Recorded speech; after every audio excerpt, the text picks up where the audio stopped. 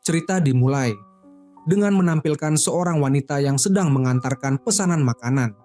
Namun, siapa sangka dia malah disalahpahami sebagai orang ketiga dalam hubungan orang lain dan ditampar 2 kali. Yang lebih menyakitkan, dia tidak bisa menjelaskan kebenarannya. Karena sebenarnya orang yang menjadi selingkuhan adalah kakaknya sendiri. Wanita ini bernama Nomnim, seorang koki berbakat yang mengelola sebuah restoran cepat saji. Hari itu, setelah menyelesaikan semua pesanan, ia pergi mengantarkan makanan untuk kakaknya yang berprofesi sebagai aktris. Nomnim bertanya kepada kakaknya, siapa yang telah memesan begitu banyak makanan. Saat melihat adiknya basah kuyup, sang kakak menyuruhnya mengganti pakaian. Tiba-tiba seorang pria masuk dan langsung memeluk Nomnim dari belakang. Saat dia masih kebingungan, sekelompok orang tiba-tiba muncul. Seorang wanita langsung menampar pria itu, lalu tanpa membedakan benar atau salah, menampar Nomnim 2 kali. Wanita itu menuduh Nomnim telah merayu suaminya. Sementara itu, kakak Nomnim yang mendengar keributan tidak berani keluar. Kemudian, seorang pria tampan mulai mengejek Nomnim, menyuruhnya untuk tidak mengganggu saudaranya lagi dan memintanya mengembalikan uang. Wanita yang telah menampar itu bahkan meminta orang-orang untuk merekam wajah Nomnim sebagai bukti, dihadapkan pada berbagai pertanyaan dan tuduhan. Nomnim hanya bisa terdiam tanpa tahu bagaimana menjawabnya. Setelah semua orang pergi, kakaknya keluar dan meminta maaf. Nomnim meminta kakaknya untuk mengakhiri hubungannya dengan pria itu, tetapi sang kakak bersikeras bahwa mereka benar-benar saling mencintai dan memohon agar Nomnim merahasiakan semuanya. Jika ibu mereka tahu, dia pasti akan sangat terluka. Demi kakaknya, Nomnim akhirnya menerima kesalahan yang bukan miliknya. Sementara itu, pria tampan yang tadi menuduhnya adalah Koji, putra seorang pemilik stasiun televisi terkenal, sekaligus seorang manajer muda yang berpengaruh. Koji datang ke tempat itu atas permintaan ibu tirinya untuk menangkap selingkuhan ayahnya. Dia bertanya-tanya, mengapa seseorang dengan wajah secantik Nomnim bisa menjadi orang ketiga. Kemudian, dia menemui Nomnim dan memintanya untuk tidak mengganggu ayahnya lagi, serta mengembalikan uang 1 juta kepadanya. Meskipun Nomnim terus membantah bahwa dia tidak berhutang apapun dan tidak ada hubungan dengan ayah Koji, dia tetap tidak bisa mengungkapkan kebenaran demi kakaknya. Sebagai balasan, dia malah mengejek Koji, mengatakan bahwa citranya di media dan kenyataannya seperti 2 orang yang berbeda, tidak berbudaya dan suka menghina orang lain. Koji membalas bahwa dia hanya menghina orang-orang yang pantas dihina. Keduanya mulai bertengkar. Tepat saat itu, ibu tiri Koji meneleponnya, membuat mereka berhenti bertengkar sejenak. Setelah itu, Nomnim kembali menemui kakaknya. Tetapi Koji kembali salah paham dan mengira dia ingin mengganggu ayahnya. Dia langsung menyeret Nomnim ke mobil. Di dalam mobil, mereka kembali bertengkar. Koji mengancam akan memberitahu ibu Nomnim, sementara Nomnim terus berusaha menjelaskan bahwa dia tidak ada hubungan dengan ayahnya dan memohon agar dia tidak mengganggu ibunya. Saat ketegangan memuncak, Nomnim tiba-tiba merebut setir dari tangan Koji, membuatnya harus mengerem mendadak, dan Nomnim pun terbentur kaca mobil. Meskipun merasa sedikit bersalah, Koji tetap membelikan plester untuknya dan memperingatkannya agar tidak melakukan tindakan gegabah lagi. Nomnim terus mencoba menjelaskan bahwa dia telah disalahpahami, tetapi Koji hanya berkata bahwa dia percaya dengan apa yang dia lihat. Akhirnya, Nomnim hanya bisa menangis dan memohon agar Koji tidak mengganggu ibunya. Melihat Nomnim menangis terseduh-seduh demi ibunya, Koji tanpa sadar mulai merasa kasihan dan membantunya menempelkan plester. Dalam sekejap, tatapan mereka bertemu dan suasana di antara mereka menjadi canggung serta penuh ketegangan emosional. Adegan pun berpindah. Ada seorang wanita kaya bernama Pimbaca yang berasal dari salah satu keluarga terkaya di wilayah itu. Dia memiliki 3 putra, si bungsu yang nakal dan menggemaskan bernama Ataiza, anak kedua yang sopan dan elegan bernama David, serta anak sulung yang dingin dan tampan, yaitu Koji. Pimbaca selalu berusaha menjaga ketiga putranya agar tetap tinggal bersamanya. Hari itu dia melihat video viral di internet tentang anaknya dan ibu tirinya yang sedang menangkap perselingkuhan. Dia sangat khawatir dengan Koji, tetapi juga merasa bahwa ini bisa menjadi hal yang baik. Setiap hari, para wartawan selalu menunggu di depan apartemen Koji. Begitu mobilnya tiba, mereka langsung mengerumuni dan berlomba-lomba untuk mewawancarainya. Ketika ditanya tentang kebenaran video yang beredar, Koji terpaksa kembali ke dalam mobil. Tiba-tiba, dia berpikir untuk kembali tinggal bersama ibu kandungnya untuk sementara waktu. Sementara itu, pembaca bertanya kepada dua putranya yang lain, apakah mereka telah melihat video skandal kakak mereka yang beredar di internet. Dia menekankan bahwa keluarga mereka tidak boleh kehilangan reputasi. Namun, kedua putranya justru menegaskan kembali garis keturunan mereka masing-masing. Saat tiba gilirannya, Koji pun menyatakan dengan tegas, keluarga mana yang menjadi asalnya. Ketiga putra pembaca memiliki nama belakang yang berbeda, karena mereka adalah saudara seibu tetapi berbeda ayah. Hal ini membuat pembaca terdiam, tidak tahu harus berkata apa. Hari itu, impian pembaca agar ketiga putranya tinggal bersamanya akhirnya menjadi kenyataan. Sebuah drama keluarga yang menarik pun mulai berlangsung. Koji mengatakan bahwa apartemennya sedang direnovasi, itulah sebabnya dia kembali ke rumah. David beralasan bahwa rumah itu lebih dekat dengan tempat kerjanya. Sementara itu, Atisa berkata bahwa jika dia tidak tinggal di sana, dia tidak akan bisa bertahan hidup. Pembaca tidak peduli dengan alasan mereka selama ketiga putranya bisa tinggal bersamanya, itu sudah cukup membuatnya bahagia. Namun, mereka bertiga memiliki selera makan yang sangat berbeda. Koji menyukai makanan Thailand yang sederhana, David lebih memilih hidangan barat yang mewah. Sedangkan Atesa, putra kesayangan ibunya, hanya mau makan makanan vegetarian yang telah disiapkan oleh pembaca. Setelah makan, Koji kembali ke kamarnya dan mengambil sebuah foto bersama ibunya. Ternyata, selama ini dia masih menyimpan dendam terhadap ibunya karena telah meninggalkannya saat kecil demi hidup dengan pria lain. Dia kemudian mengambil foto bersama ibu tirinya dan meletakkannya di atas meja. Sementara itu, ibu tiri Koji mulai menginterogasi suaminya, menuntut penjelasan mengapa dia tidak pulang semalam dan di mana dia sebenarnya berada. Dia juga menanyakan keberadaan putranya, tetapi pembaca dengan tenang menyela. Pembaca mengatakan bahwa putranya bukanlah seorang detektif, melainkan bagian dari manajemen perusahaan. Ibu tiri yang bernama Ploy kembali mengejek pembaca, mengatakan bahwa ketiga putranya memiliki ayah yang berbeda. Namun, pembaca menanggapinya dengan santai, mengatakan bahwa dia selalu setia pada satu orang dalam satu waktu, berbeda dengan Ploy yang telah merebut suami orang lain dan bahkan tidak setia. Pembaca memperingatkan Ploy agar tidak memperlakukan putranya seperti pelayan. Namun, Ploy justru membalas bahwa Koji lebih mencintainya. Pembaca hanya tertawa sinis dan mengatakan bahwa Ploy bahkan bukan ibu kandung Koji, tetapi bertingkah seolah-olah dia yang melahirkannya. Sungguh konyol. Di tempat lain, kakak Nomnim yang bernama Rika menerima pesan dari adiknya yang memintanya untuk berpisah dengan pria itu. Saat membaca pesan itu, secara tidak sengaja dia bertemu dengan Koji. Rika ingin mengatakan sesuatu kepadanya, tetapi ragu-ragu dan akhirnya diam saja. Sementara itu, Nomnim dan ibunya sedang menonton berita tentang kakaknya di TV. Nomnim memuji kakaknya yang kini telah menjadi bintang papan atas, tetapi ibunya terlihat tidak senang dan justru bertengkar dengan kakaknya.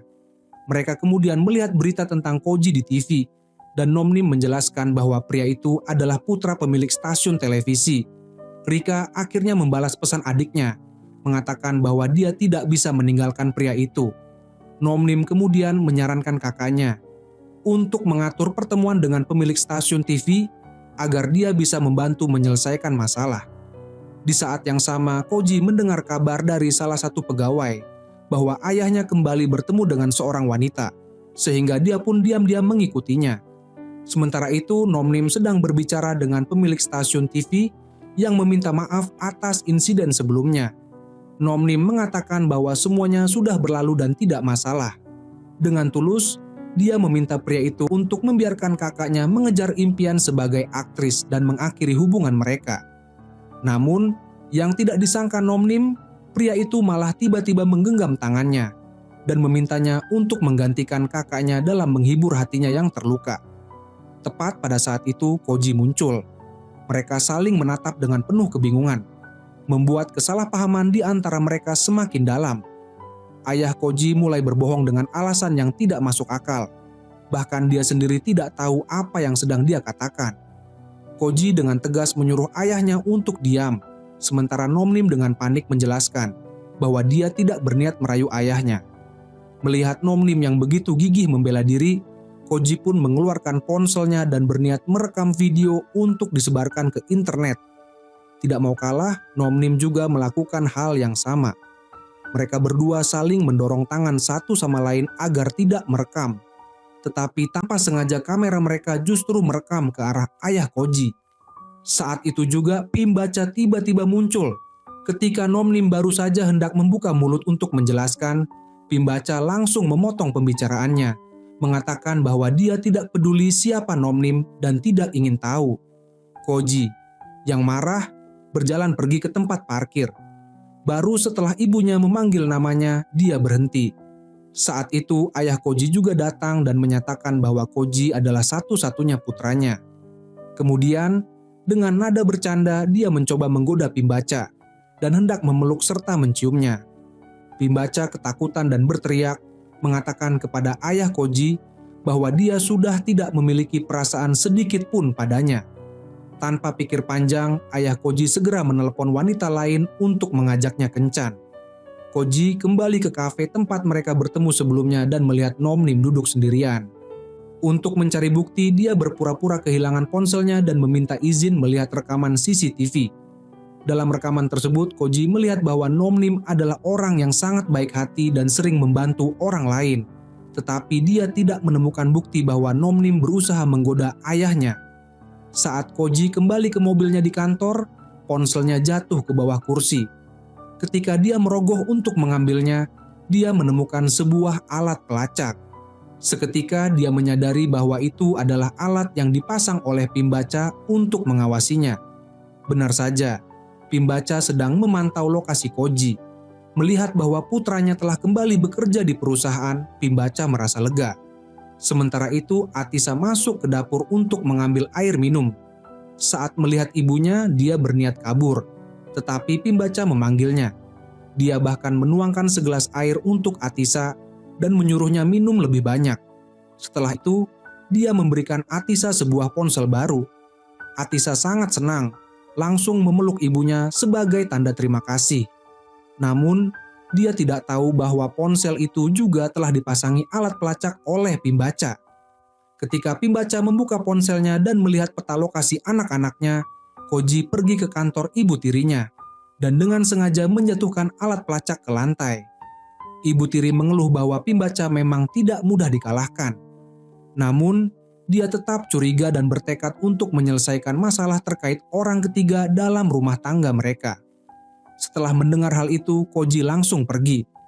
Ibu tiri buru-buru mengambil alat pelacak yang jatuh tadi, tetapi dia tidak tahu benda itu sebenarnya apa. Dia hanya menyimpannya di dalam tas dan berpikir untuk mengembalikannya kepada Koji jika ada kesempatan. Menjelang malam, sekitar pukul 9, Nomnim berpikir bahwa dia telah menyelesaikan semua pesanan. Namun, tiba-tiba ada pesanan baru. Rupanya pesanan itu dibuat oleh Koji dengan sengaja. Saat itu, Atisa datang untuk memamerkan ponsel barunya, sedangkan David juga menunjukkan jam tangannya kepada semua orang. Tetapi Koji tidak terlalu tertarik. Sebaliknya, dia memberitahu kedua adiknya bahwa ibu mereka telah memasang perangkat pelacak di barang-barang mereka. Namun, kedua adiknya menganggap bahwa Koji hanya iri hati. Sementara itu, Nomnim telah menyiapkan makanan dan mengemudikan mobilnya untuk mengantarkan pesanan terakhir sebelum menyelesaikan pekerjaannya. Dia sedang bersiap untuk menelepon pelanggan agar mengambil pesanan, tetapi tanpa sengaja menabrak Koji. Koji malah menuduh Nomnim mencurigakan dan bertanya apakah dia sedang mengikutinya. Nomnim menjelaskan bahwa dia hanya datang untuk mengantarkan pesanan. Namun, Koji tidak percaya. Untuk membuktikan dirinya tidak bersalah, Nomnim langsung menelepon pelanggan dan ternyata telepon Koji yang berdering. Nomnim merasa sangat dirugikan oleh tuduhan itu. Nomnim menyerahkan makanan kepada Koji dan mengingatkannya untuk memberi rating 5 bintang. Saat dia hendak pergi, Koji menahannya dan mengatakan bahwa ban mobilnya kempes. Dia berniat menikmati makanannya sambil melihat Nomnim mengganti ban. Namun, saat mencicipi makanan yang dibuat oleh Nomnim, dia menyadari bahwa rasanya benar-benar enak. Akhirnya, dia memutuskan untuk membantunya mengganti ban. Saat sedang berusaha membuka baut ban, wajah mereka hampir bersentuhan, menciptakan suasana yang canggung. Koji berpura-pura batuk untuk mengalihkan perhatian. Nomnim mengira dia tersedak, segera mendekatinya dan mencoba membantunya. Tepat pada saat itu Pimbaca muncul dan menyaksikan kejadian tersebut. Dengan suara lantang, dia berteriak dan bertanya apa yang sedang dilakukan Nomnim terhadap putranya.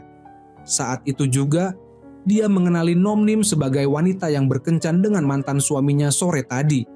Dengan nada sarkastik, Pimbaca bertanya apakah Nomnim berencana merebut ayah dan anak sekaligus. Koji buru-buru menyuruh Nomnim pergi tanpa memberikan penjelasan, lalu menarik Pimbaca masuk ke dalam rumah. Setelah kembali ke kamarnya, Koji masih teringat akan makanan buatan Nomnim, hingga akhirnya dia menyimpan nomor Nomnim di ponselnya. Sementara itu, Nomnim yang telah sampai di rumah juga menyimpan nomor Koji. Keesokan harinya, Pimbaca mencicipi makanan buatan Nomnim dan mengakui bahwa rasanya sangat lezat. Dia bahkan berencana untuk membeli lagi. Di sisi lain, Nomnim menerima panggilan dari kakaknya. Nomnim diminta untuk menemani kakaknya mencari ayah Koji dan menanyakan mengapa dia tidak lagi peduli padanya. Karena khawatir dengan kakaknya, Nomnim setuju. Sementara itu, Koji juga mencari Nomnim dan mengikuti mobilnya hingga ke sebuah pusat perbelanjaan. Pimbaca menggunakan alat pelacak juga tiba di tempat yang sama. Namun, mobil kakak Nomnim mengalami kerusakan, sehingga dia tidak bisa datang. Nomnim kebingungan, tidak tahu harus berbuat apa. Saat dia hendak pergi, dia melihat ayah Koji datang bersama ibu tirinya. Koji pun tiba di tempat itu, dan Pimbaca langsung menghadangnya. Keluarga Koji mengelilingi Nomnim, membuatnya tidak tahu bagaimana cara menjelaskan situasi tersebut. Nomnim benar-benar berada dalam posisi sulit.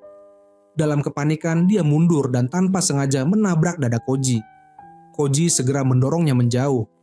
Sementara itu, ibu tiri Koji mengira bahwa suaminya sedang berkencan dengan Nomnim, sehingga dia langsung menunjuk suaminya dan memarahinya. Pada saat yang sama, Ploy tiba-tiba menyadari bahwa Pimbaca juga ada di sana, lalu bertanya mengapa dia datang.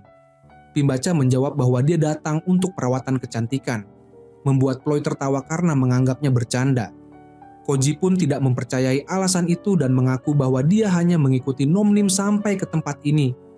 Menyadari bahwa dia telah berbicara terlalu banyak, Koji buru-buru menyalahkan ayahnya. Ayah Koji pun terkejut dan tidak tahu harus berbuat apa. Sementara itu, Nomnim berusaha melarikan diri saat semua orang sedang sibuk berdebat, tetapi dia malah bertabrakan dengan seorang wanita cantik bernama Nichopa, yang merupakan kerabat ibu tiri Koji. Pertemuan mereka berlangsung dengan cara yang cukup aneh. Akhirnya, Nomnim berhasil melarikan diri ke tempat parkir, tetapi Koji mengejarnya. Dia tidak percaya bahwa kehadiran Nomnim di tempat ini hanya kebetulan.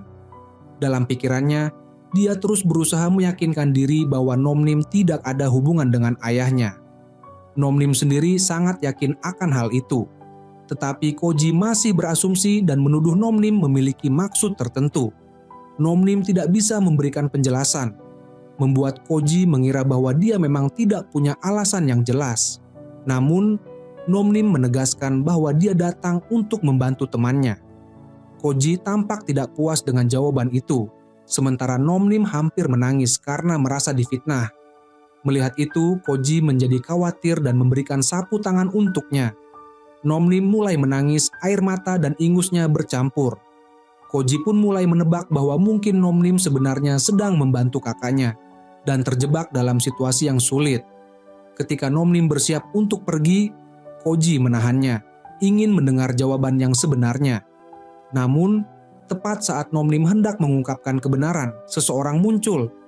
Nicopa tiba-tiba muncul dengan gaya anggun, menggenggam tangan Koji dan menyarankan agar mereka segera pergi. Setelah itu, ibu tiri mengembalikan alat pelacak kepada Koji. Dia lalu bertanya kepada pembaca bagaimana dia akan menjelaskan semua ini. Pembaca terkejut karena rencananya telah ketahuan, sementara Ploy hanya menunjukkan ekspresi meremehkan. Koji menegaskan bahwa pembaca tidak boleh lagi mengganggu keluarganya dan tidak menganggapnya sebagai bagian dari keluarga mereka. Kata-kata itu membuat pembaca terluka, tetapi dia bukan orang yang mudah menyerah. Koji akhirnya mengembalikan alat pelacak itu kepada ibunya dan memintanya untuk berhenti menggunakan cara-cara licik seperti itu lagi. Pembaca merasa sangat terhina ketika melihat dua wanita lain yang tampak mengendalikan situasi di hadapannya, seolah-olah perang antar para ibu akan segera dimulai. Dalam perjalanan pulang, semakin dipikirkan, semakin marah dirinya. Dia akhirnya menepikan mobil di pinggir jalan dan menangis sendirian. Malam itu, Koji minum sendirian dan ingin menelepon Nomnim. Tetapi dia takut Nomnim akan salah paham. Dia juga merasa bersalah karena telah membuat Nomnim menangis. Sementara itu, Nomnim yang rajin masih sibuk menyiapkan makanan ringan untuk pesanan pengiriman malam. Setelah menyelesaikan pesanan dalam keadaan mabuk, Koji masuk ke mobil Nomnim. Sesampainya di depan rumah, Nomnim menyuruh Koji turun dari mobil, tetapi dia sudah tertidur. Dalam kondisi setengah sadar, Koji meminta maaf kepada Nomnim karena telah membuatnya menangis hari itu. Nomnim tidak tahu apakah dia sedang mengigau atau berbicara dengan jujur. Nomnim pun membantunya melepas jaket agar dia bisa turun dari mobil. Namun, dalam prosesnya, kejadian tak terduga terjadi. Mereka secara tidak sengaja berciuman untuk pertama kalinya. Nomnim merasa Koji masih dalam keadaan setengah sadar, sementara Koji tampak belum sepenuhnya sadar. Sebelum turun dari mobil, Koji bahkan mengancam Nomnim untuk mengembalikan uang kepada ayahnya. Nomnim pun turun dan memanggilnya kembali, mengatakan bahwa dia bisa menghidupi dirinya sendiri.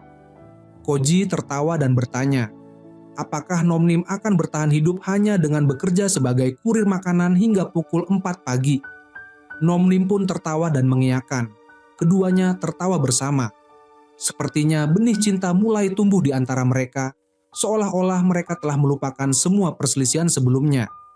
Saat Koji kembali ke kamarnya dengan perasaan bahagia, dia mengingatkan dirinya sendiri bahwa Nomnim adalah kekasih ayahnya dan dia harus tetap sadar. Sementara itu, pembaca yang telah melihat interaksi antara Koji dan Nomnim melalui kamera pengawas mulai merencanakan sesuatu. Keesokan paginya ketika Nomnim sedang jogging, dia tiba-tiba bersin dan merasa ada yang sedang membicarakannya di belakang. Namun tanpa sengaja, dia bertemu dengan seorang pria yang ternyata adalah David, adik Koji. Pada saat yang sama, Koji juga bersin. Koji masih mengingat perkataan yang dia ucapkan semalam dan merasa aneh dengan apa yang telah dia katakan. Ketika pembaca datang berkunjung, Koji langsung menunjukkan sikap serius, mengatakan bahwa dia sudah dewasa dan tidak ingin diperlakukan seperti anak kecil lagi. Saat tengah bekerja, perutnya mulai lapar. Ketika dia melihat jam menunjukkan waktu makan siang, dia langsung memesan makanan melalui ponselnya. Nomnim yang menerima pesanan menyadari bahwa itu dari Koji. Sementara dia sedang menyiapkan makanan, Koji terus-menerus mengirim pesan mendesaknya karena dia sangat lapar. Tak lama kemudian, dia bahkan menelepon untuk menanyakan kapan makanannya akan siap. Nomnim memberitahu bahwa menu nasi goreng kepiting yang dipesan Koji sudah habis dan menyarankan untuk membatalkan pesanan. Namun, Koji menolak dan meminta menu lain sebagai gantinya. Nomnim tidak punya pilihan selain setuju. Setelah menutup telepon, dia berkomentar dalam hati bahwa jika Koji terus makan seperti ini, dia bisa terkena diabetes. Sementara itu, pembaca dan Atisa juga memesan makanan dari tempat Nomnim. Mereka berdua menikmatinya dengan senang hati dan pembaca bahkan memuji rasa makanannya, mengatakan bahwa mereka harus sering membeli dari sana. Kali ini, Nomnim mengantarkan pesanan dengan sepeda motor. Ketika tiba di gedung perusahaan Koji, dia kebetulan bertemu dengan kakaknya yang sedang keluar.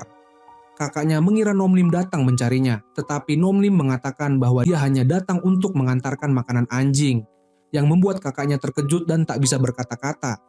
Saat itu Koji keluar untuk mengambil pesanannya dan melihat Nomnim sedang berbicara dengan Rika, baru menyadari bahwa mereka adalah saudara kandung. Namun, dia malah menegur Nomnim karena terlalu lama mengantarkan pesanan, membuatnya harus menunggu lebih dari 1 jam. Dia bahkan berkata bahwa jika tidak siap bekerja, lebih baik jangan menerima pesanan. Nomnim begitu marah hingga tidak bisa berkata-kata, sementara kakaknya merasa suasana terlalu canggung dan menawarkan untuk membantu mengantarkan makanan di lain waktu.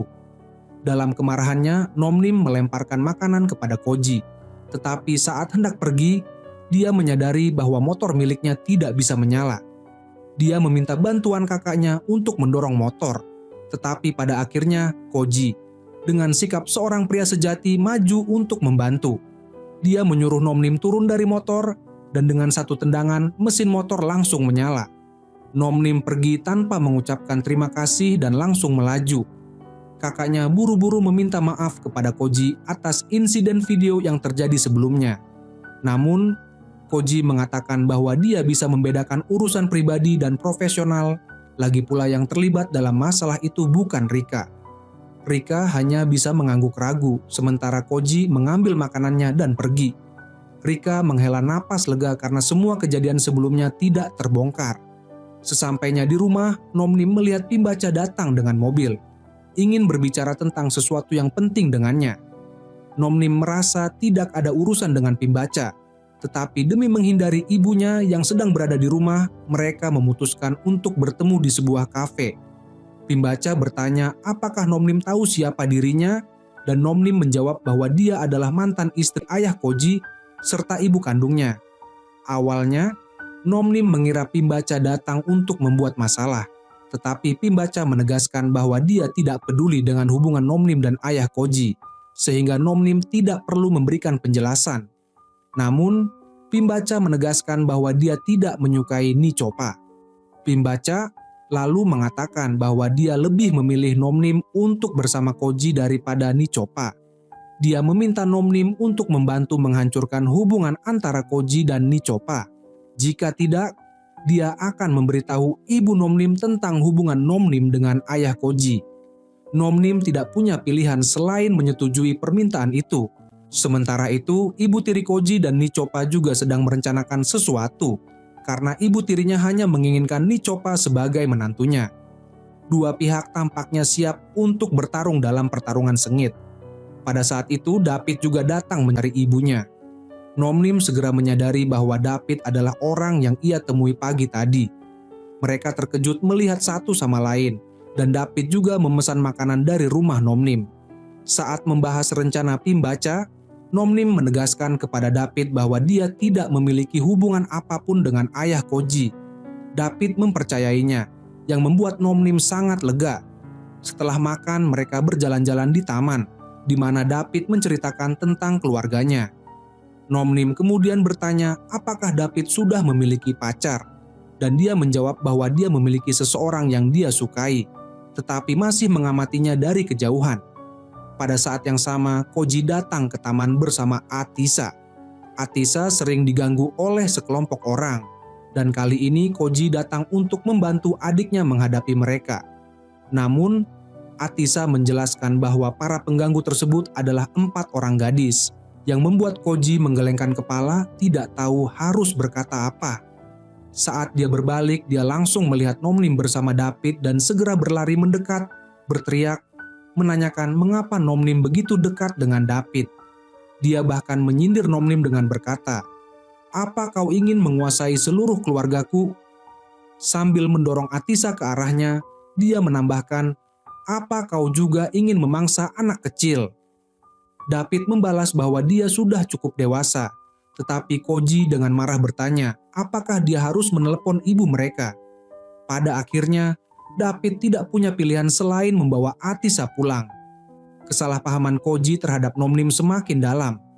Malam itu, saat Koji kembali ke rumah, dia masih kesal dengan semua kejadian hari itu.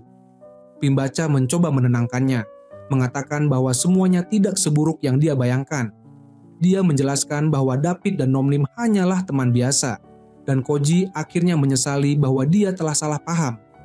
Melihat kesempatan ini, Pimbaca dengan cepat membujuk Koji untuk mengejar Nomnim, agar Nomnim tidak mendekati ayah dan adiknya. Koji bertanya mengapa dia harus membantu, dan Pimbaca menjawab bahwa anggap saja ini sebagai bantuan untuk ibu tirinya. Namun, ibu tiri Koji justru ingin dia menikah dengan Nicopa. Koji mengatakan bahwa jika dia tidak membantu ayah dan adiknya, tidak akan ada orang lain yang bisa membantu mereka. Mendengar itu, Pimbaca mengangguk puas.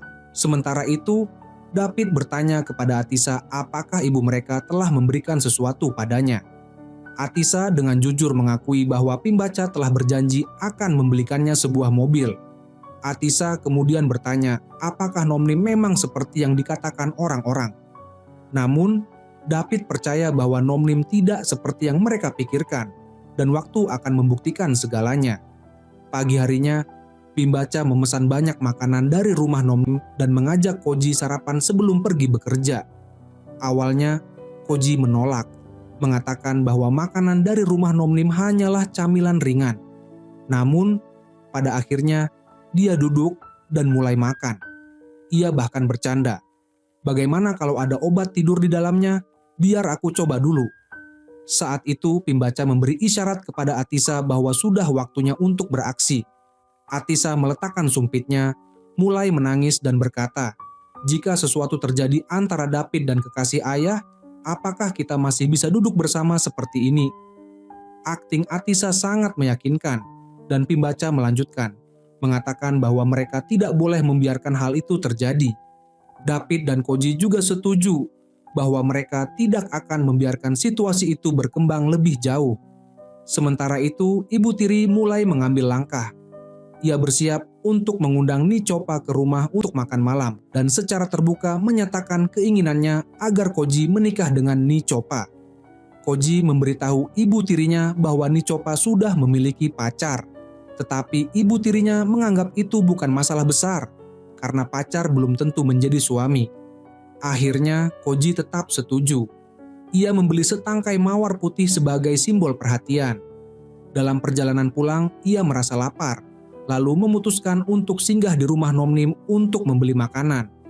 Khawatir bunga itu akan layu, ia memeluknya erat sambil duduk di depan pintu, bersiap untuk membersihkan sepatunya. Tepat saat itu, Nomnim keluar membawa makanan, berdiri di hadapannya. Ibunya Nomnim juga keluar dan menyaksikan pemandangan itu.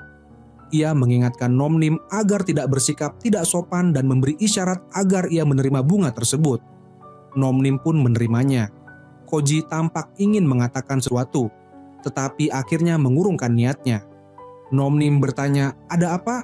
sambil menegaskan bahwa dirinya benar-benar tidak ada hubungan dengan ayah Koji. Dengan nada canggung Koji berbicara, lalu menampar pipinya sendiri sambil tertawa getir, menggumamkan beberapa kata yang bahkan dirinya sendiri tidak yakin. Untuk mengalihkan suasana, Nomnim memasakkan makanan untuk Koji dan memintanya untuk menilai masakannya.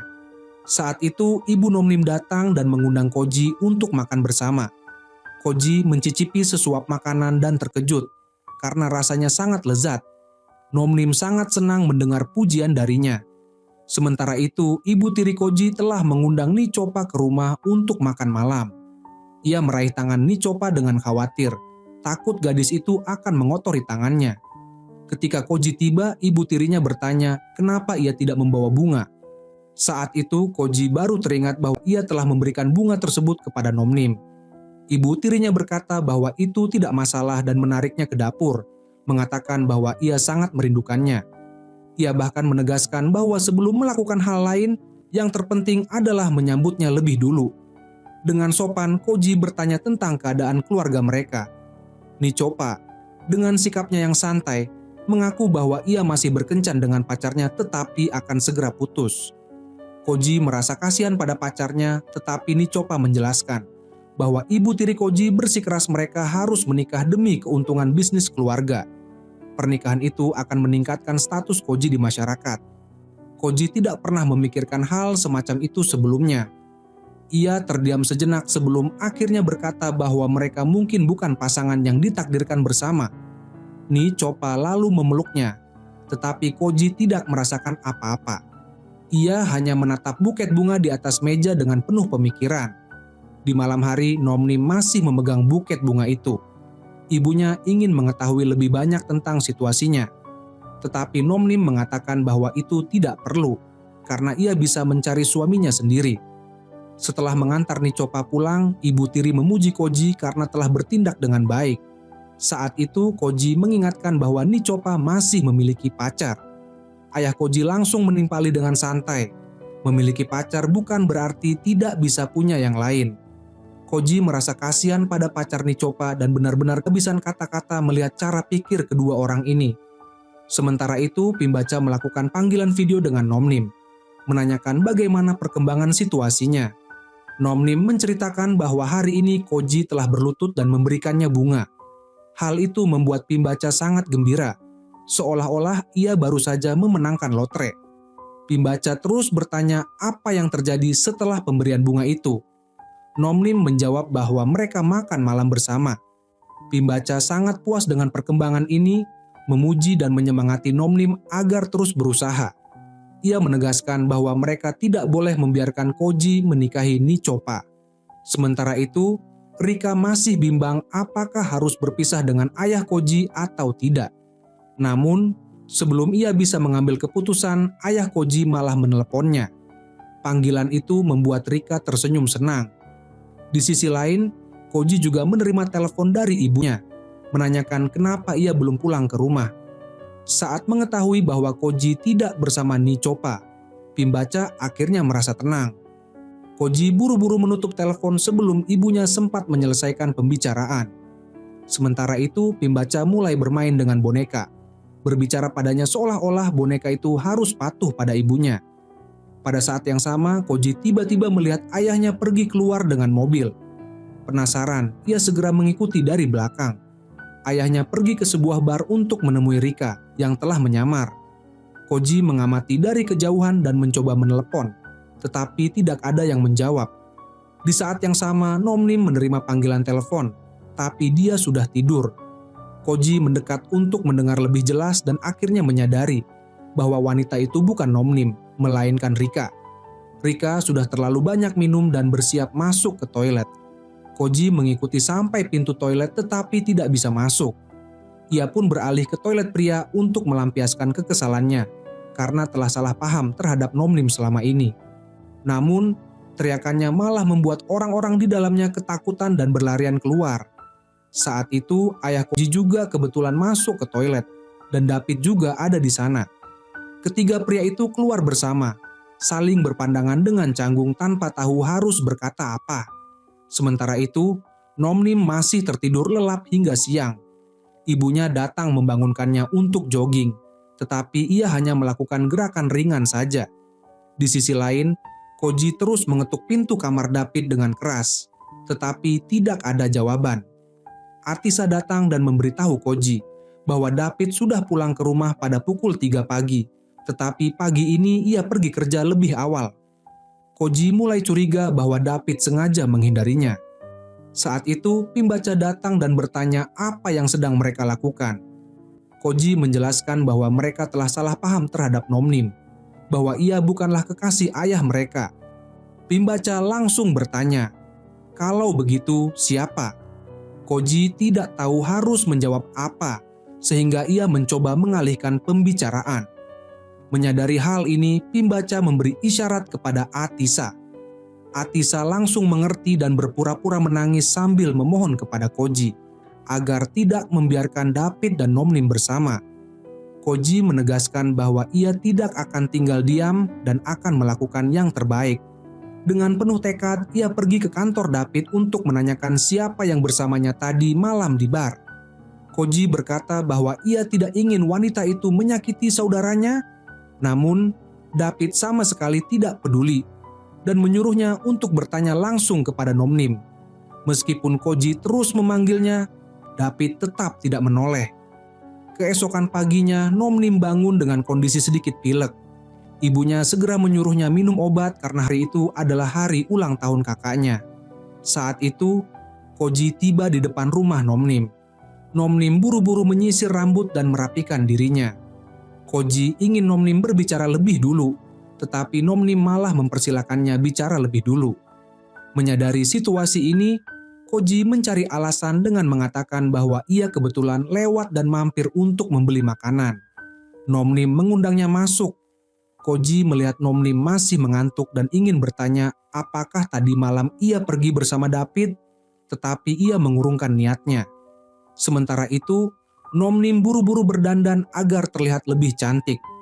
Namun, tepat saat itu, ibu tiri Koji menelepon, mengundangnya pergi ke Huaiceng bersamanya. Koji masih tidak mengerti apa yang sedang terjadi, sementara Nomnim sudah berganti pakaian dan membawakan air untuknya. Namun, ia hanya mendapatkan pertanyaan dari Koji tentang apa pendapatnya mengenai David. Saat itu Nomnim baru menyadari bahwa Koji datang bukan untuk menemuinya, melainkan hanya ingin tahu apakah ia pergi bersama David tadi malam. Hampir saja ia mengira Koji adalah pria yang baik, tetapi ternyata tidak. Koji pun kecewa dan memilih pergi. Ia hanya bisa diam dan mengamati David, ingin memastikan siapa sebenarnya yang peduli pada Nomnim dan siapa yang benar-benar pergi bersamanya tadi malam. Tiba-tiba, ibu Koji menelepon Nomnim, memintanya untuk bersiap dan ikut dalam perjalanan bisnis keesokan harinya. Rupanya, saat ibu Koji pergi ke perusahaan untuk mencarinya, ia diam-diam melihat informasi di komputer Ploy. Ia mengetahui bahwa Ploy berencana membawa Koji dan Nichopa berlibur bersama untuk merencanakan pernikahan mereka. Nomnim merasa enggan untuk terlibat sebagai orang ketiga, tetapi karena tekanan dari Pimbaca, ia akhirnya setuju. Keesokan harinya, saat Nomnim baru saja menaikkan koper ke mobil, Pimbaca segera menjelaskan seluruh rencananya. Mereka harus memastikan bahwa pernikahan itu tidak terjadi. Saat Nomnim dan Pimbaca selesai membeli obat di apotek, mereka tiba-tiba melihat lawan mereka muncul. Sudah siap? Siap. Nomnim baru saja menyelesaikan proses check-in di hotel. Tetapi saat berbalik, ia bertabrakan dengan Koji dan ibu tirinya. Ploy langsung emosi saat melihat Nomnim, tetapi Koji segera menariknya ke belakang. Ia lalu menatap Nomnim dan bertanya, "Kenapa kamu ada di sini?" Nomnim menjawab dengan santai bahwa ia datang untuk berlibur. Namun, Nichopa dan ibu tiri Koji jelas tidak percaya bahwa ini hanya kebetulan. Di saat yang sama, Pimbaca muncul. Ketika kedua kelompok bertemu, suasana langsung menjadi tegang. Pimbaca mengatakan bahwa ia datang untuk perjalanan bisnis, sementara Nomnim sengaja mengeluarkan kartu kamarnya dan mengayunkannya di depan Koji. Saat ibu tiri Koji hendak menyerang Nomnim, ia tersandung dan hampir jatuh. Beruntung Koji segera menangkapnya.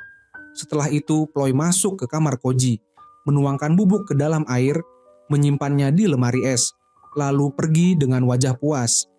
Keesokan paginya, Pimbaca mencoba menelepon Koji, tetapi tidak ada jawaban. Saat itu, Koji tiba-tiba terbangun dan awalnya mengira bahwa Nichopa sedang tidur di sampingnya. Ketika ia menoleh, ia baru menyadari bahwa yang ada di sampingnya sebenarnya adalah Nomnim. Mereka berdua terkejut mendapati diri mereka tanpa busana di tempat tidur yang sama. Nomnim segera meminta Koji keluar, tetapi ia menolak dan justru meminta Nomnim yang keluar. Akhirnya, Nomnim terpaksa membungkus dirinya dengan selimut dan hendak keluar dari kamar. Tetapi begitu membuka pintu, ia bertemu langsung dengan Pimbaca. Koji, yang juga hampir telanjang, mengikuti dari belakang. Rupanya, malam sebelumnya, Ploy telah diam-diam mengambil kartu kamar dan menyelinap masuk ke kamar Koji, lalu menuangkan bubuk ke dalam air yang kemudian disimpan di lemari es. Ia memiliki niat untuk mempercepat hubungan antara Koji dan Nichopa. Saat Koji belum sempat menyelesaikan sarapannya, Ploy membawanya kembali ke kamar. Sementara itu, Nomnim mulai minum obat flu karena mendengar bahwa obat akan lebih efektif jika diminum bersamaan dengan makanan. Ibu tiri Koji sengaja datang ke kamarnya untuk berbicara. Koji langsung mengonfrontasinya. apakah ibu sengaja menggunakan perjalanan bisnis ini sebagai alasan untuk mempertemukan aku dengan Nicopa? Namun, ia tetap menegaskan bahwa hubungannya dengan Nicopa hanyalah sebatas teman. Saat itu, Ploy pura-pura batuk dan meminta air. Saat Koji hendak mengambil air dari lemari es, ibu tirinya buru-buru merampasnya, menuangkan sendiri, lalu menyerahkan botol itu pada Koji. Namun kemudian ia diam-diam membuang air di gelas tadi dan segera kembali ke kamarnya.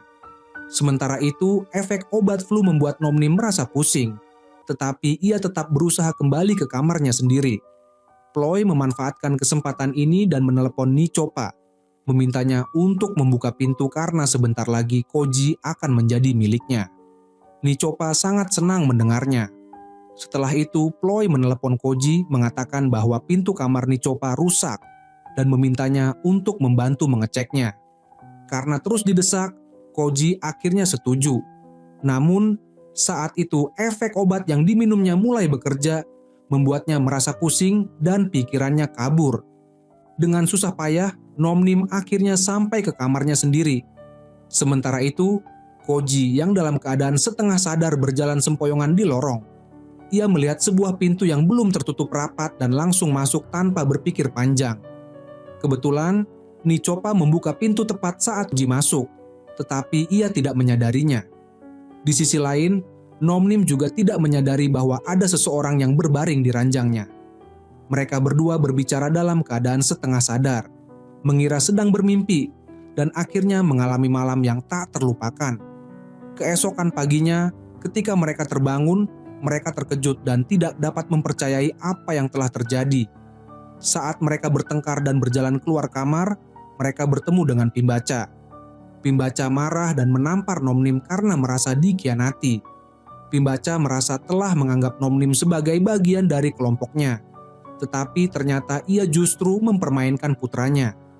Nomnim mendorong Koji keluar dari kamar dan bersandar di pintu sambil menangis. Sementara itu, Ploy Koji merasa terkejut saat mengetahui bahwa Koji tidak ada di kamar Nicopa. Nicopa pun mengeluh bahwa ia tidak bisa tidur nyenyak tadi malam karena menunggu kedatangan Koji.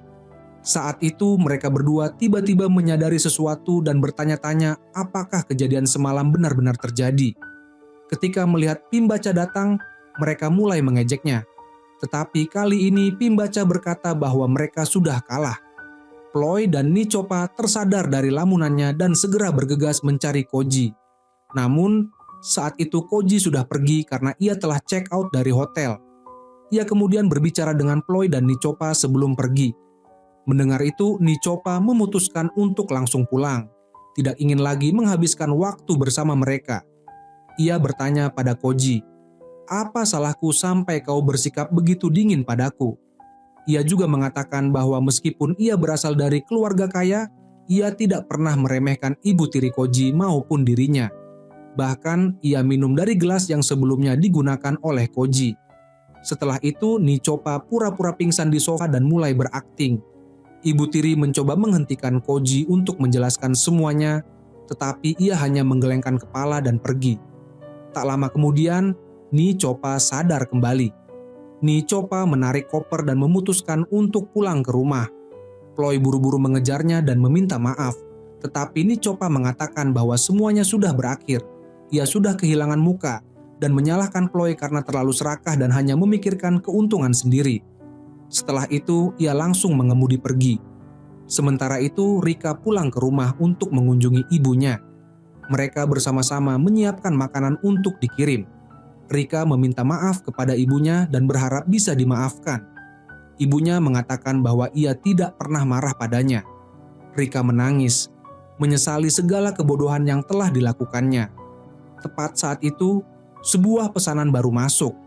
Saat Rika melihat nomor teleponnya, ia merasa familiar.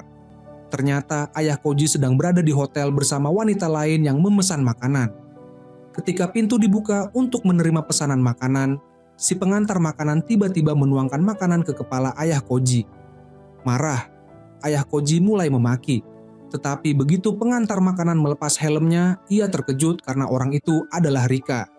Ia terdiam dan bahkan berkata akan memberi Rika rating 5 bintang. Namun, Rika tidak peduli. Ia menyelipkan uang ke tangan ayah Koji dan melemparkan secangkir kopi ke wajahnya. Tendangan Rika begitu kuat hingga meskipun pintu sudah tertutup, teriakan kesakitan masih bisa terdengar. Rika pun naik bus pulang ke rumah. Di tempat lain, Nomnim sedang menonton ulang rekaman pengawas saat Koji memberikan bunga sambil bergumam bahwa semuanya hanyalah orang jahat. Saat Nomnim sedang memberikan minuman kepada seorang pengantar makanan, ia menerima pesan dari Koji yang ingin bertemu dengannya. Keesokan paginya, ketika Koji hendak pergi, Pimbaca memanggilnya dan mengatakan bahwa ia telah memesan banyak makanan untuk dikirim. Mendengar itu, Koji langsung bertanya apakah Nomnim yang mengantarnya. David dan Atisa menggoda Koji dan memintanya menebak sendiri. Ketika Koji mencicipi makanan tersebut, ia menyadari bahwa rasanya telah berubah. David bercanda bahwa mungkin koki lama sedang sakit atau mengalami sesuatu. Saat itu Koji mulai merasa cemas dan akhirnya menceritakan keadaan Nomnim kepada ibunya. Ia menjelaskan bahwa Nomnim bukanlah selingkuhan ayahnya, melainkan Rika yang sebenarnya menjadi selingkuhan ayahnya. Demi melindungi Rika, Nomnim terpaksa mengaku sebagai selingkuhan. Koji penasaran mengapa ibunya tidak terkejut mendengar hal itu. Pimbaca pun mengatakan bahwa ia percaya pada Nomnim. Koji bertanya mengapa ibu menampar Nomnim saat melihat mereka bersama. Rupanya, Pimbaca hanya takut sejarah akan terulang kembali. Setelah mendengar penjelasan itu, Koji menghela napas panjang. Baginya, ibunya tidak pernah melakukan kesalahan. Pimbaca merasa bahagia mendengar itu, menganggapnya sebagai pujian, dan mendorong Koji untuk berani mengejar cintanya. Tanpa ragu, Koji langsung bergegas ke rumah Nomnim. Saat itu, Nomnim baru saja memberikan minuman kepada seorang pengantar makanan. Tiba-tiba, ia menerima pesan dari Koji yang mengatakan bahwa ia ingin mengunjunginya. Nomnim sebenarnya sangat menantikan kedatangan Koji, tetapi setelah melihat bayangannya di cermin, ia merasa enggan untuk bertemu dalam keadaan seperti itu. Yang tidak ia ketahui adalah bahwa Koji sebenarnya adalah si pengantar makanan tersebut. Saat itu Koji melepas helmnya dan muncul di hadapan Nomnim dengan membawa sebuah mawar. Ketika mereka hendak berciuman, ibu Nomnim tiba-tiba muncul dengan pesanan yang harus dikirim, membuat Nomnim merasa sangat malu. Ibu Nomnim bercanda bahwa mereka sangat cocok, satu sebagai pemilik toko makanan, yang lain sebagai pengantar makanan. Saat itu, Nomnim baru menyadari bahwa semua orang diam-diam telah membantu menyatukan mereka. Rika menerima pesanan baru dan Nomnim langsung melempar seragam pengantar makanan kepada Koji. Akhirnya, mereka berdua bahagia mengantarkan pesanan bersama dengan motor kecil mereka. Sementara itu, Pimbaca diam-diam memperhatikan David. Ia bahkan mencari beberapa wanita cantik di internet untuk dijodohkan dengan David. Namun, David mengatakan bahwa ia sibuk dengan pekerjaannya dan tidak memiliki waktu atau ketertarikan untuk berkencan. Pimbaca mengatakan bahwa ia hanya mencoba membantu menghemat waktu dengan memilihkan pasang untuknya. David menghela napas dan pergi keluar, mengeluh kepada Koji bahwa Pimbaca terlalu ikut campur dalam kehidupannya. Koji bercanda bahwa ibunya pasti akan mencarikan seseorang yang mirip dengannya. Mendengar itu, David semakin tidak ingin dijodohkan. Saat sarapan, Pimbaca datang tetapi lupa di mana ia meletakkan ponselnya. Atisa menyarankan agar ibunya membeli yang baru. David yang baru saja keluar dari kamar mandi, mengambilkan ponsel ibunya. Atisa ingin meramal keberuntungan David, tetapi David tidak tertarik dan langsung berangkat kerja. Pimbaca tetap bersikeras agar Atisa membacakan ramalannya. Atisa pun berkata bahwa hari ini David akan bertemu dengan cinta sejatinya. Mendengar itu, Pimbaca semakin bersemangat dan segera membawa ponselnya lalu bergegas keluar. Saat David sedang memundurkan mobilnya di pusat perbelanjaan, seorang petugas keamanan membantu mengarahkannya. Tiba-tiba sebuah mobil kecil melaju dengan sangat cepat, menyebabkan petugas keamanan terjatuh. David segera keluar dari mobil dan berlari untuk membantu petugas tersebut bangun. Saat itu, seorang pengemudi wanita buru-buru turun dari mobil dan bertanya apakah semuanya baik-baik saja. Wanita ini bernama Nur. David menunjukkan sikap marah dan menyalahkannya, mengatakan bahwa cara mengemudinya sangat berbahaya Bagaimana mungkin ia bisa mendapatkan SIM? Apalagi ia bahkan tidak meminta maaf. Nur tampaknya sedang terburu-buru, ia mengambil kartu nama dari dalam mobil dan memasukkannya ke dalam saku David. Menyuruhnya membawa petugas keamanan ke rumah sakit dan menghubunginya jika membutuhkan biaya. Setelah berkata demikian, ia segera berlari pergi. Rupanya ia tergesa-gesa datang ke sini untuk membeli sebuah tas tangan yang sangat langka dan unik. Namun, ketika ia tiba di toko, pegawai penjualan mengatakan bahwa tas tersebut sudah dipesan oleh orang lain. Nur bersikeras bahwa ia adalah orang pertama yang datang ke toko dan harus bisa membeli tas tersebut. Bahkan ia mengeluarkan kartu banknya dan bersikeras ingin membelinya saat itu juga. Pada saat yang sama, pembaca juga kebetulan datang ke toko tersebut. Ketika keduanya saling menatap, mereka menyadari bahwa mereka mengenakan pakaian dengan model yang sama persis. Lebih dari itu, wanita tersebut ternyata adalah putri dari seseorang yang pernah dikenal oleh pembaca. Dulu, Nur pernah mencoba menghancurkan hubungan pembaca dengan ayahnya. Pembaca kemudian mendekati Nur, tetapi Nur tampak tidak peduli. Tidak hanya itu, Nur bahkan menyindir pembaca. Pembaca tetap tenang dan berencana membawa tas tersebut ke kasir. Tetapi tiba-tiba Nur merebutnya. Saat mereka berdua sedang bertengkar, David datang untuk mencari tahu apa yang sedang terjadi. Saat itu, Nur baru menyadari bahwa pembaca adalah ibu dari David. Pembaca kemudian mengatakan bahwa ia datang untuk berbelanja di pusat perbelanjaan milik David. Mendengar hal itu, Nur langsung bersikap angkuh dan menegur David karena dianggap kurang sopan terhadap pelanggan. Namun, David hanya mengatakan bahwa mobil Nur telah menghalangi jalan. Baru saat itu, Nur ingat bahwa ia masih memiliki mobil yang diparkir sembarangan. Lalu ia dan David pergi ke tempat parkir. Selama perjalanan, Nur terus mengomel dan menyalahkan David karena dianggap tidak sopan. Bahkan mengatakan bahwa dalam waktu setengah jam, David pasti akan menyesal. David hanya bisa kebingungan, tidak mengerti apa yang akan dilakukan Nur. Sementara itu, di dalam toko, pembaca dengan bangga memamerkan tas barunya. David kemudian meminta ibunya untuk lebih jarang datang ke pusat perbelanjaan, karena tujuan pembaca bukan hanya sekadar berbelanja, tetapi juga mengumpulkan informasi tentang dirinya melalui para informan yang ia sewa, sehingga selalu mengetahui kabar terbaru mengenai anaknya.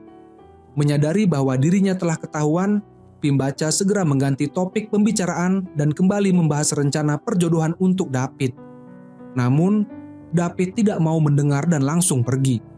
Saat ia sampai di kantor ayahnya, barulah ia mengetahui bahwa hari itu ada pertemuan dengan klien untuk membahas kemitraan dengan pusat perbelanjaan. Pusat perbelanjaan tersebut sedang mengalami kesulitan bisnis dan membutuhkan merek-merek fashion baru. Ternyata Nur adalah CEO dari merek fashion yang sedang dipertimbangkan tersebut. Ketika Nur masuk ke ruangan, David sangat terkejut hingga tidak bisa berkata-kata. Begitu Nur pergi, ayah David meminta anaknya untuk meyakinkan Nur agar mau bekerja sama. Awalnya, David menolak, tetapi karena ayahnya terus membujuknya demi keberlangsungan pusat perbelanjaan, akhirnya ia setuju untuk bertemu dengan Nur lagi. Saat mereka bertiga makan malam di sebuah restoran, seorang pelayan diam-diam mengambil foto mereka dan mengirimkannya kepada pembaca. Ketika pembaca melihat foto itu, ia langsung teringat ramalan Atisa, bahwa hari itu David akan bertemu dengan cinta sejatinya. Pembaca berpikir bahwa ia tidak bisa membiarkan gadis ini menjadi orang yang ditakdirkan untuk anaknya. Ia pun bertekad mencari cara untuk memisahkan mereka. Saat Nur hendak menolak kerjasama dan bersiap pergi, pembaca yang menerima pesan dari pelayan segera menuju restoran dengan penuh rasa ingin tahu. Ingin tahu mengapa David bisa bersama Nur. David dengan cepat menarik ibunya keluar dari restoran dan berkata bahwa ia sudah dewasa dan tidak membutuhkan pengawasan ibunya sepanjang waktu.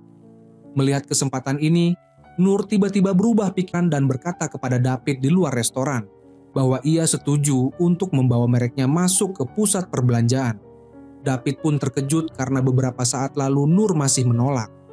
Pembaca kemudian menemui Nur di toilet dan mengatakan bahwa pusat perbelanjaan David tidak cocok untuk mereknya serta menyarankan pilihan lain. Nur tidak senang dengan perkataan itu dan ketika ia hendak pergi, pembaca dengan tegas mengutarakan pendapatnya. Saat keluar dari toilet, Nur pura-pura terpeleset dan hampir jatuh. David dengan refleks langsung menangkapnya, menciptakan suasana yang canggung. Akhirnya, keduanya sepakat untuk bekerja sama. Sebelum pergi, Nur sengaja memamerkan keberhasilannya di depan Pimbaca, yang kemudian menegur David bahwa Nur bukan wanita yang baik. Namun, David dengan santai menjawab bahwa jika ia bisa hidup dengan ibunya, maka ia bisa menghadapi siapapun di dunia ini. Pimbaca tersenyum puas, merasa bahwa ia telah mendidik putranya dengan baik, bahkan mengira bahwa David sedang memujinya. Sementara itu, Nur mengatakan kepada temannya bahwa tujuan sebenarnya ia ingin bekerja sama dengan pusat perbelanjaan ini adalah untuk membalas dendam pada Pimbaca. Saat hendak pergi, Nur menyadari bahwa kartu parkirnya hilang dan ia juga tidak memiliki uang tunai. Di sisi lain, David ternyata memegang dompet Nur dan bertanya-tanya apakah Nur sadar bahwa ia telah menjatuhkannya. Tiba-tiba Nur mendapatkan ide sederhana, yaitu mendatangi kantor David untuk meminta bantuannya mengurus masalah kartu parkir. Sekali lagi David memberikan pelajaran pada Nur, membawanya ke tempat parkir, dan terus menasihatinya tentang pentingnya menjalani hidup dengan lebih serius. Saat mengembalikan dompet Nur, barulah Nur menyadari bahwa David sengaja menyimpannya sebagai bagian dari pelajarannya untuknya. Nur sempat berpikir untuk menggunakan kontrak kerja sama yang belum ditandatangani sebagai alat untuk mengancam David, tetapi David justru bertindak lebih cepat dan membuatnya tidak memiliki kesempatan untuk melakukannya. Saat David pergi, Nur masih berdiri di tempat, kebingungan tentang langkah selanjutnya. Ketika kembali ke rumah, Pimbaca semakin memikirkan hubungan antara David dan Nur. Pada saat yang sama, kesempatan emas bagi Atisa untuk mencari keuntungan kembali muncul. Pimbaca meminta Atisa mencari seorang gadis cantik untuk diatur dalam kencan buta dengan David. Keduanya mulai menyusun rencana. Atisa segera mengundang David untuk makan malam dan merekomendasikan sebuah restoran Thailand yang bagus. Koji merasa bahwa Atisa tidak dapat dipercaya, tetapi setelah dibujuk, akhirnya David setuju untuk menerima undangan tersebut.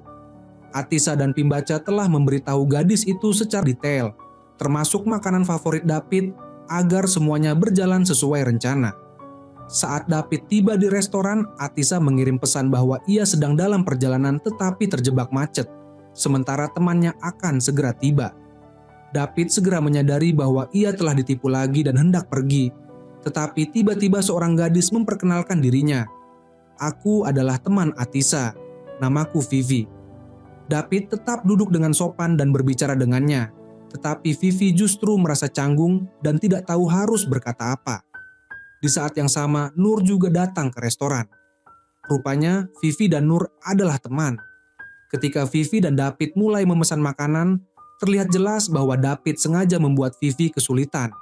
Saat ia mencari alasan untuk pergi ke toilet, Nur memperhatikannya dengan cermat dan merasa benar-benar khawatir.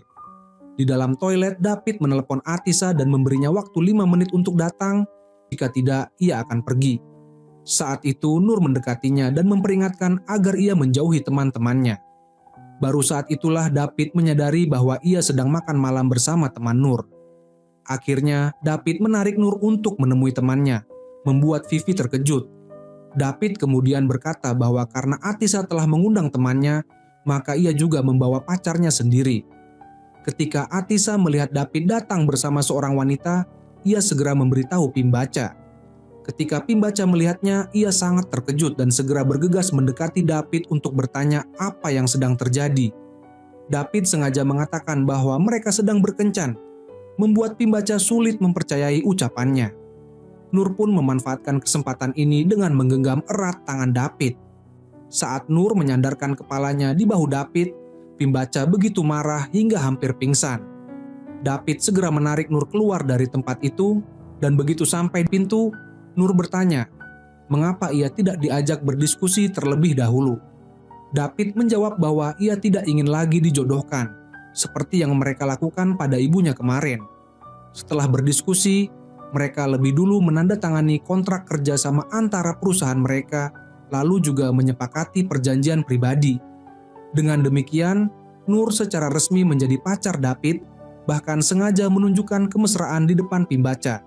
dan menarik David pulang bersamanya dengan penuh kegembiraan. Pembaca yang marah pun pergi, dan kali ini ia serta Vivi sepakat bahwa mereka harus memisahkan David dan Nur dengan cara apapun. Namun tiba-tiba Nur melihat bahwa Pembaca sedang bersama ayahnya yang membuatnya sangat terkejut. Saat berbicara dengan Pembaca, Nur sengaja memamerkan cincin pertunangannya dengan David di depan Pembaca. Nur kemudian memperkenalkan cincin tersebut kepada ayahnya dan mengatakan bahwa ia telah bertunangan dengan David. Pembaca buru-buru membantahnya. Ketika ayah Nur pergi, Pembaca langsung meminta Nur untuk menjauhi David dan tidak lagi berhubungan dengannya. Namun, Nur menolak untuk menuruti permintaan itu. Pembaca kemudian mengancam bahwa ia akan kembali bersama ayah Nur, sesuatu yang jelas-jelas sangat dikhawatirkan oleh Nur. Malam itu, Nur duduk merenung sambil memutar-mutar rambutnya, memikirkan tentang David. Didukung oleh dorongan dari ayahnya, ia mulai berpikir bahwa mungkin David mengingatkannya pada ibunya. Sementara itu, di rumahnya sendiri, David juga sedang termenung. Tak lama lagi hari ulang tahun Pembaca tiba. Koji dan Nomni menyiapkan hidangan spesial untuknya.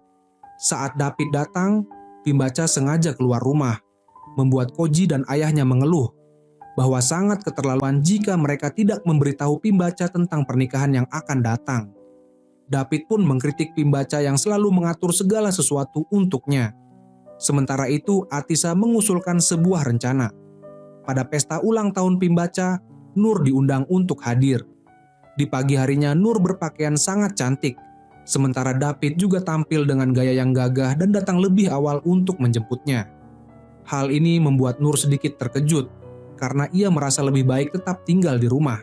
Setelah makan, mereka terlibat dalam berbagai kegiatan lainnya, dan dengan cepat mengunggah foto-foto kebersamaan mereka di media sosial. Nur bahkan mengatakan bahwa mulai sekarang, ia yang akan memilih tempat kencan mereka.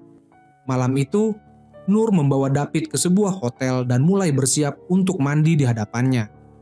Ia mengeluh bahwa wanita zaman sekarang benar-benar menakutkan. Mereka kemudian duduk di balkon dan mengobrol. Nur mengakui bahwa meskipun ia membenci Pembaca, ia tidak ingin David juga membenci ibunya, karena bagaimanapun ia sendiri tumbuh tanpa seorang ibu. Namun, Nur tetap bersikeras ingin tidur sambil berpelukan. Ia melihat David seperti sosok ibu baginya yang membuat David merasa kebingungan. Saat Nur tertidur, David berusaha dengan hati-hati untuk melepaskan tangannya. Tetapi Nur justru menariknya kembali, hingga akhirnya David harus tidur bersamanya.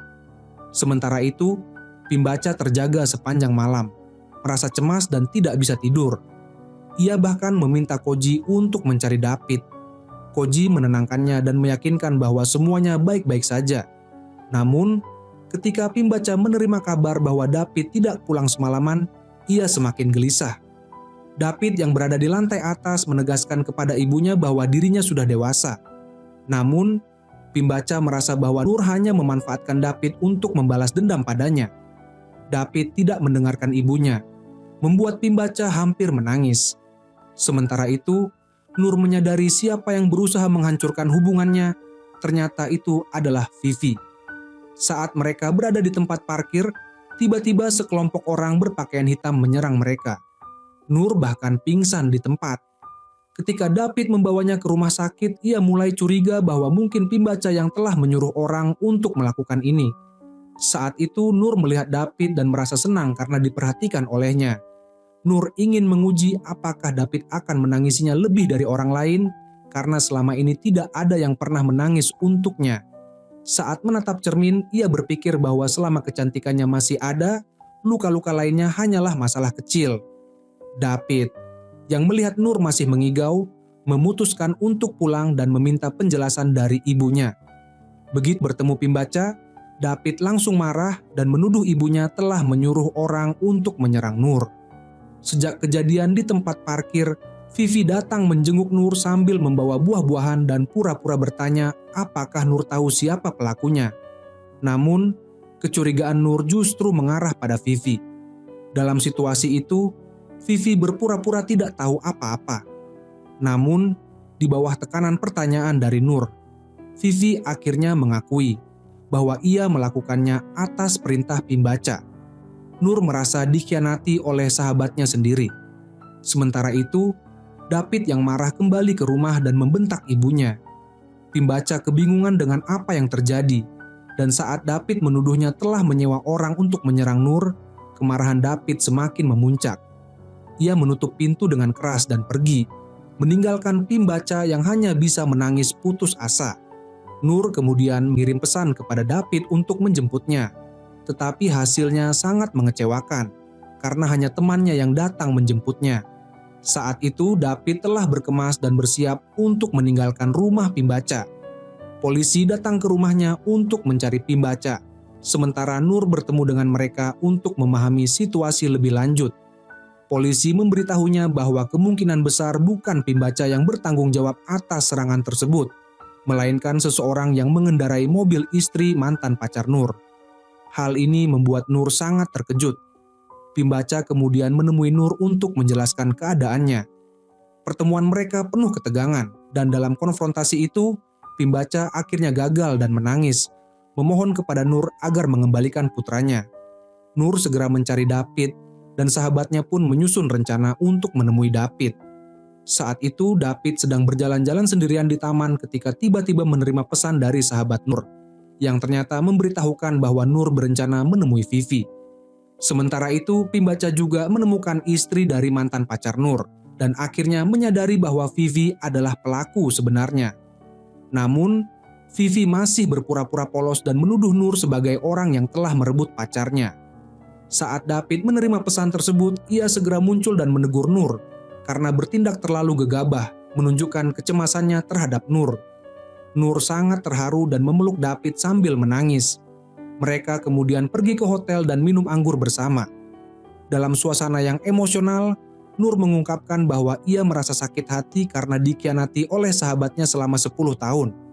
Ia juga mengatakan kepada David bahwa bukan Pimbaca yang bersalah dalam hal ini. Selain itu, ia menyadari bahwa tidak seharusnya ia terus berseteru dengan Pimbaca, lalu menyarankan David untuk pulang dan meminta maaf kepada ibunya. Keesokan harinya adalah hari ulang tahun Pimbaca, sekaligus batas akhir perjanjian antara David dan Nur. Nur melepaskan cincin dan mengembalikannya kepada David, tetapi ia tidak ingin semuanya berakhir begitu saja. Mereka berciuman bahagia, tetapi di saat yang sama, Nur tiba-tiba mendorong David pergi. Dengan berat hati David mengantarnya pergi, sementara Nur berharap ia akan menahannya. Namun, yang dilakukan David hanyalah mengingatkan Nur bahwa ia lupa membawa tasnya. Meskipun begitu, ia berjanji akan menjemput Nur keesokan harinya untuk menghadiri pesta ulang tahun ibunya. David datang lebih awal, menyisir rambut Nur, yang membuatnya tersenyum bahagia. Vivi juga diundang untuk menghadiri pesta ulang tahun malam itu.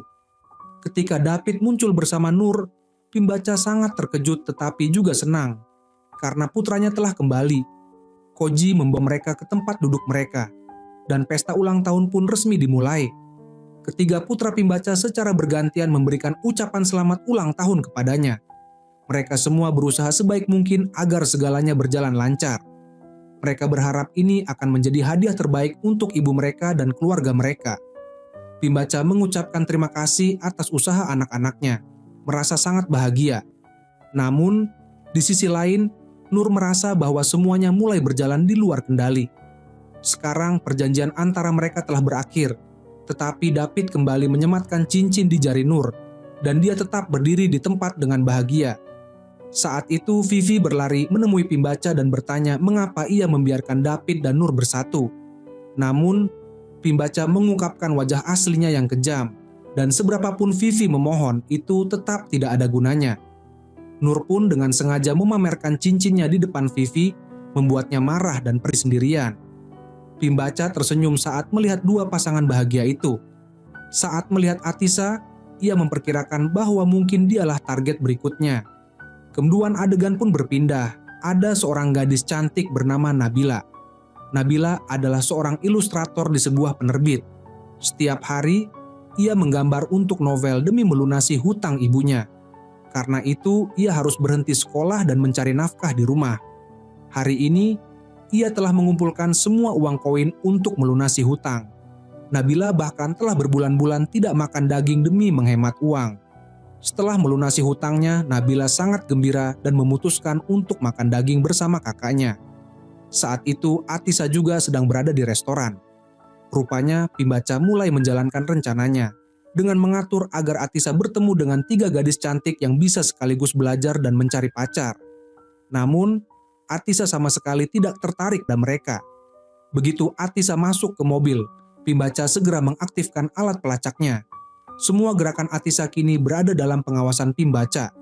Sementara itu, Nabila sedang merekam video tentang cara menggoreng sosis agar lebih renyah. Namun, Atisa tiba-tiba datang dan mengambil semua sosis itu. Kakak Nabila langsung mengenali Atisa sebagai anak orang kaya dan merasa tidak senang melihatnya mengambil sosis. Mereka pun mulai bertengkar di depan gerai makanan. Atisa bersikeras bahwa cara menggoreng itu salah dan membuat sosis terlihat buruk, sementara Nabila bersikeras mempertahankan cara memasaknya. Akibatnya mereka berebut sosis, yang akhirnya jatuh ke tanah dan diinjak oleh pejalan kaki. Sayangnya, tidak ada dari mereka yang bisa memakannya. Kakak Nabila menganggap Atisa adalah orang yang aneh, sedangkan Nabila justru merasa Atisa sangat menarik. Kakaknya dengan cepat menghancurkan angan-angannya. Sementara itu, Pimbaca tidak tinggal diam. Ia bertemu dengan sahabatnya dan langsung memberikan mereka 3 tas tangan mewah. Rupanya, Pimbaca mengincar putri sahabatnya dan berhasil meyakinkan mereka. Pada saat yang sama, Atisa sedang berada di toko buku untuk membeli sebuah buku. Secara kebetulan ada seorang gadis bernama Azizi yang juga menginginkan buku yang sama, tetapi ia lebih cepat membelinya lebih dulu. Ketika jantung Atisa berdebar karena Azizi, ia mengira telah menemukan cinta sejatinya. Namun, dalam sekejap, harapannya langsung sirna. Melihat ibu mereka berdiri di satu tempat, mereka pun menolak pernikahan yang diatur untuknya. Sebagai hukuman, Pimbaca mencabut hak Atisa untuk menggunakan mobil sport miliknya. Sementara itu, Nabila tetap di rumah dan mulai memikirkan Atisa. Ia akhirnya menghubungi Atisa dan berteman dengannya. Dengan cepat, Atisa menyusun rencana dan bahkan mendapatkan pendanaan pertama dari kedua kakaknya. Atisa menemui Nabila, menjelaskan situasinya, dan menawarkan untuk menyewa Nabila sebagai pacar pura-puranya. Nabila dengan senang hati setuju. Malam itu, Pimbaca dan sahabatnya mengadakan pesta anggur dan bersiap mengumumkan hubungan antara Atisa dan Azizi. Namun, tiba-tiba Nabila melompat masuk dari tembok. Pimbaca yang sudah berpengalaman langsung menyadari bahwa Nabila adalah seseorang yang disewa oleh Atisa. Tepat saat itu, sahabat Atisa, Bam, datang untuk menyelamatkannya. Pimbaca untuk sementara menerima kehadiran Nabila. Namun, ia tidak mau menyerah begitu saja. Ia bahkan ikut serta dalam pelatihan pendidikan untuk mempelajari cara mendidik anak-anak zaman sekarang. Sementara itu, Atisa bertanya pada ayahnya yang merupakan seorang profesor universitas, bagaimana cara menghadapi Pimbaca. Sayangnya, bahkan ayahnya pun tidak bisa membantunya. Hari itu, Atisa berencana diam-diam keluar rumah, tetapi ia ketahuan oleh ibunya. Hal yang mengejutkan, ibunya malah mengembalikan mobilnya. Awalnya, Atisa menolak, tetapi karena bujukan ibunya, ia akhirnya menerimanya. Begitu ia pergi, Pimbaca langsung mengaktifkan pelacak untuk memantaunya. Atisa segera membawa Nabila pergi jalan-jalan, lalu mereka pergi ke perpustakaan untuk menemui sepupunya demi mencari cara menghadapi ibunya. Namun, sebelum mereka bisa menemukan solusinya, Pimbaca sudah muncul. Dari ekspresi wajahnya terlihat jelas bahwa ia telah menyiapkan rencana untuk menyingkirkan Nabila. Setelah tiba di perpustakaan, Pimbaca membuat Atisa ketakutan dan diam-diam pergi bersama Nabila ke sebuah hotel. Meskipun tidak terjadi apa-apa di sana, Nabila yang kelelahan akhirnya pulang, mengira bahwa ibu dan kakaknya sedang menunggunya di rumah. Namun, yang mengejutkan, Pimbaca sudah ada di rumahnya.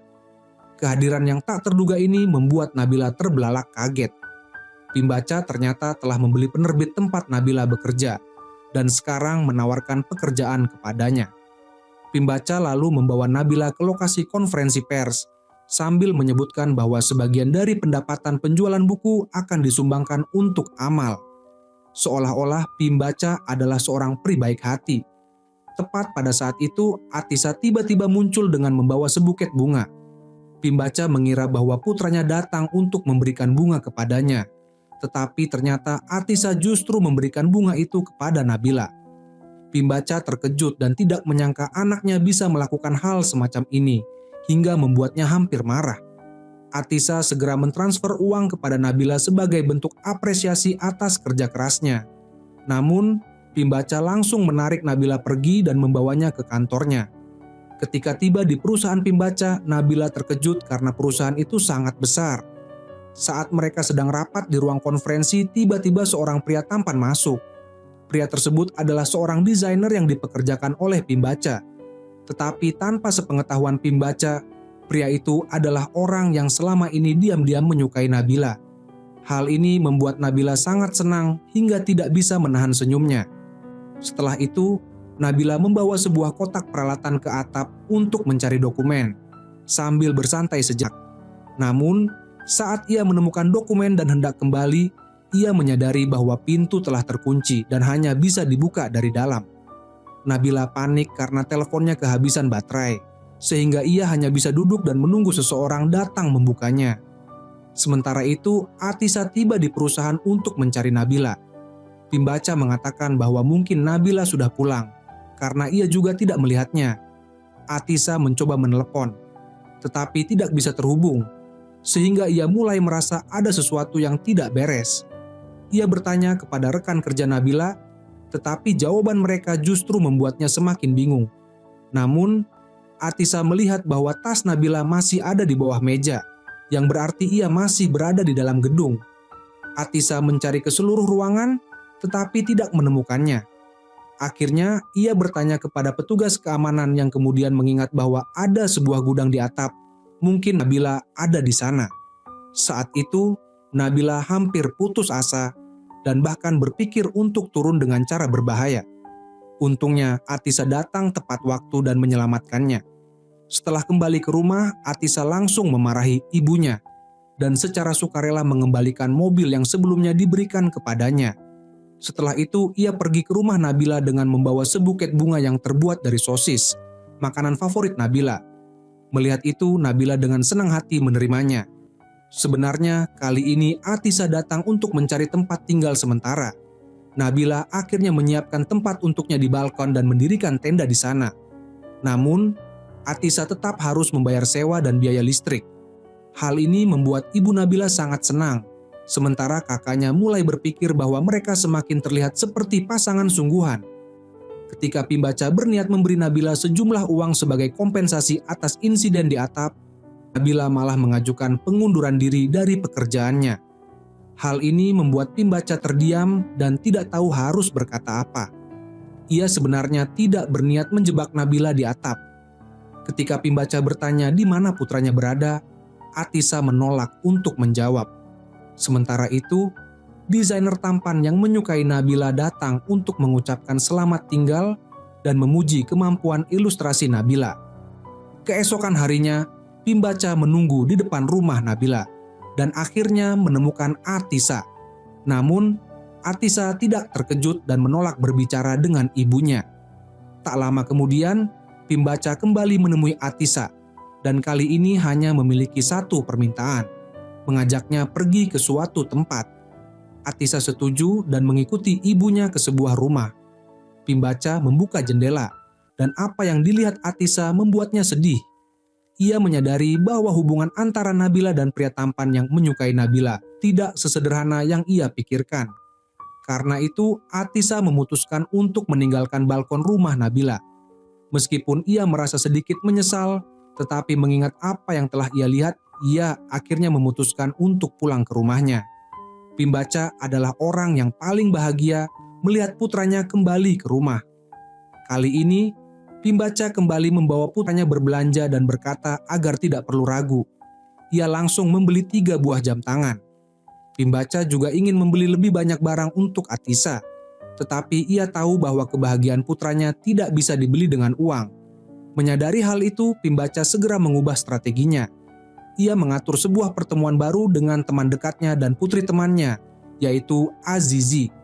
Kali ini, Atisa menyadari bahwa mereka memiliki banyak kesamaan dalam kesukaan mereka. Setelah berpisah dengan Nabila, Atisa selalu tampak murung, seperti seseorang yang baru saja mengalami patah hati.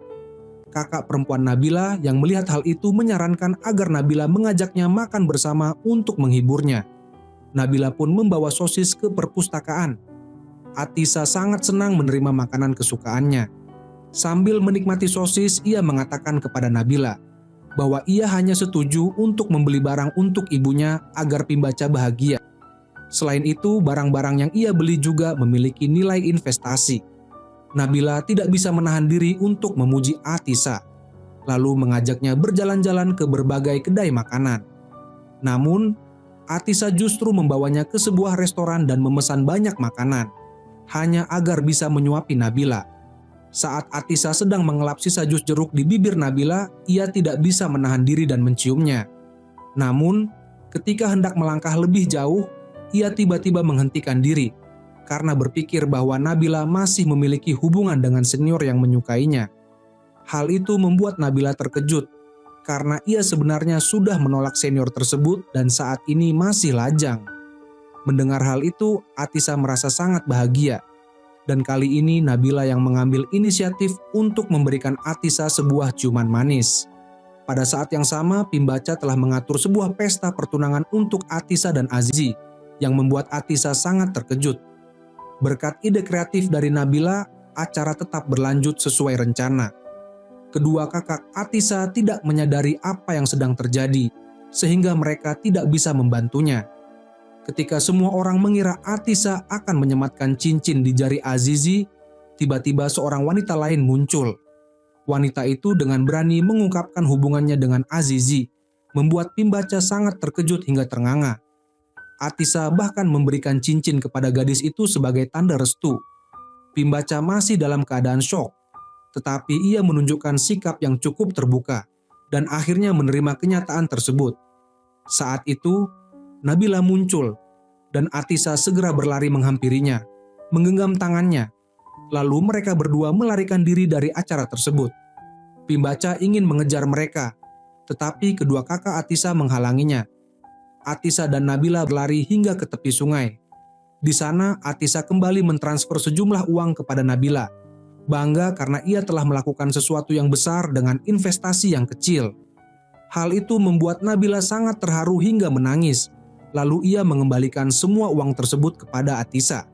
Ia kecewa karena Atisa hanya menilai semuanya dengan uang. Atisa berulang kali meminta maaf, tetapi Nabila menolak untuk mendengarnya. Ia terus mengejar Nabila dari pagi hingga malam, tetapi tetap tidak berhasil. Kali ini, Pimbaca turun tangan untuk membantu putranya dan pergi langsung ke rumah Nabila untuk membujuknya. Nabila tetap bersikeras bahwa ia tidak ingin kembali bekerja di perusahaan Pimbaca. Tetapi Pimbaca meyakinkannya dengan mengatakan bahwa baik penulis maupun pembaca sangat menyukai ilustrasi Nabila. Akhirnya, kata-kata itu meluluhkan hati Nabila. Atisa yang khawatir ibunya akan melakukan sesuatu yang berlebihan, mencoba menghentikannya. Namun, dengan ungkapan perasaan yang tulus dari Atisa, Nabila akhirnya tersenyum dan memeluknya. Hubungan mereka pun dimulai kembali dengan penuh kebahagiaan. Pada akhirnya, semua putra Pimbaca telah menemukan tempat berlabuh dalam hidup mereka. Dan cerita pun berakhir.